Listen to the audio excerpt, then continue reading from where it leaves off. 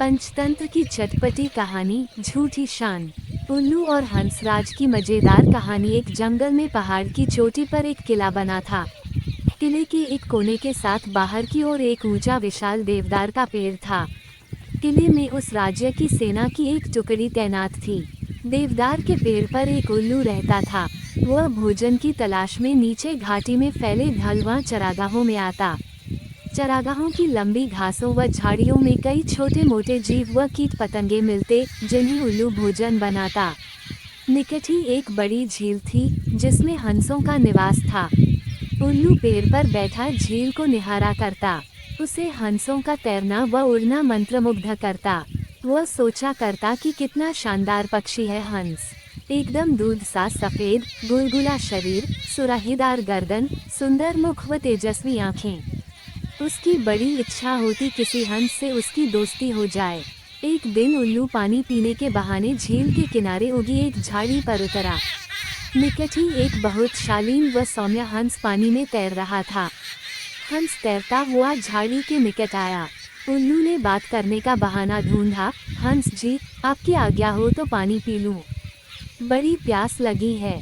हंस ने चौंककर उसे देखा और बोला, मित्र, पानी प्रकृति द्वारा सबको दिया गया वरदान है। उस पर किसी एक का अधिकार नहीं। उल्लू ने पानी पिया, फिर सिर हिलाया जैसे उसे निराशा हुई हो। हंस ने पूछा, मित्र, असंतुष्ट नजर आ रहे हो, क्या प्यास नहीं बुझी?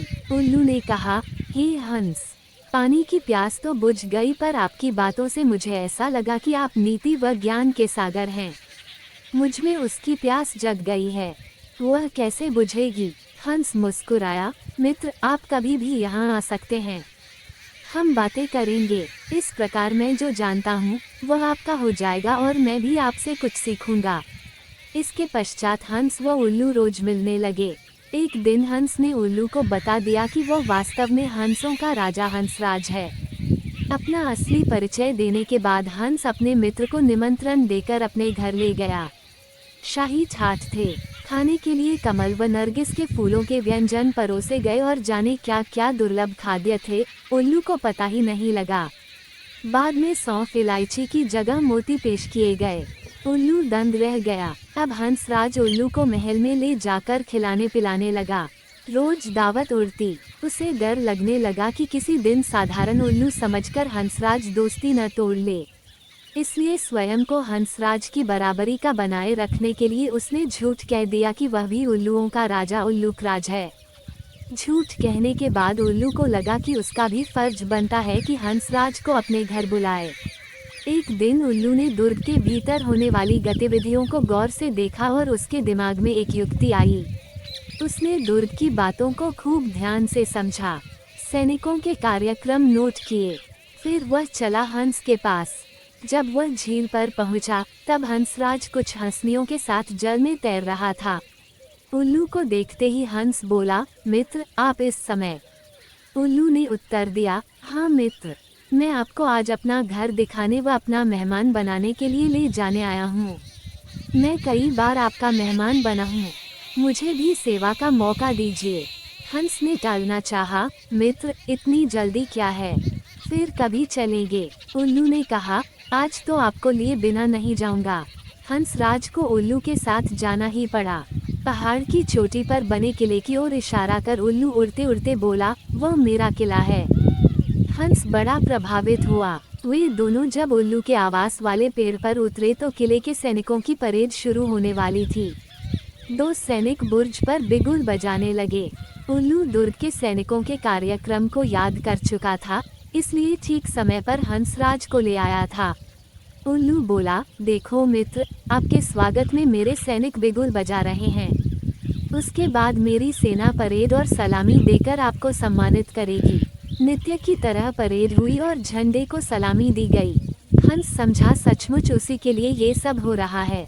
अतः हंस ने गदगद होकर कहा, धन्य हो मित्र, अब तो एक शूरवीर राजा की भांति ही राज कर रहे हो। उल्लू ने हंसराज पर रौब डाला, मैंने अपने सैनिकों को आदेश दिया है कि जब तक मेरे परम मित्र राजा हंसराज मेरे अतिथि हैं, तब तक इसी प्रकार रोज बिगुल बजे व सैनिकों की परेड निकले।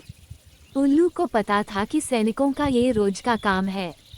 दैनिक नियम है।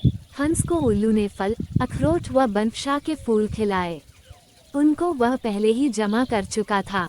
भोजन का महत्व नहीं रह गया। सैनिकों की परेड का जादू अपना काम कर चुका था। हंसराज के दिल में उल्लू मित्र के लिए बहुत सम्मान पैदा हो चुका था।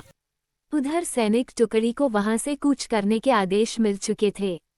दूसरे दिन सैनिक अपना सामान समेटकर जाने लगे तो हंस ने कहा, मित्र, देखो आपके सैनिक आपकी आज्ञा लिए बिना कहीं जा रहे हैं। उल्लू हड़बड़ाकर बोला, किसी ने उन्हें गलत आदेश दिया होगा। मैं अभी रोकता हूँ उन्हें। ऐसा कह वह हूँ करने लगा। सैनिकों ने उल्लू का घुघुवाना सुना व अपशकुन समझकर जाना स्थगित कर दिया। दूसरे दिन फिर वही हुआ। सैनिक जाने लगे तो उल्लू घुघुआया। सैनिकों के नायक ने क्रोधित होकर सैनिकों को मनहूस उल्लू को तीर मारने का आदेश दिया। एक सैनिक ने तीर छोड़ा। तीर उल्लू की बगल में बैठे हंस को लगा। वह तीर खाकर नीचे गिरा व फड़फड़ाकर मर गया। उल्लू उसकी लाश के पास शोकाकुल हो विलाप करने लगा, हाय, मैंने अपनी झूठी शान के चक्कर में अपना परम मित्र खो दिया। धिक्कार है मुझे। उल्लू को आसपास की खबर से बेसुध होकर रोते देख एक सियार उस पर झपटा और उसका काम तमाम कर दिया। सीखा, झूठी शान बहुत महंगी पड़ती है। कभी भी झूठी शान के चक्कर में मत पड़ो।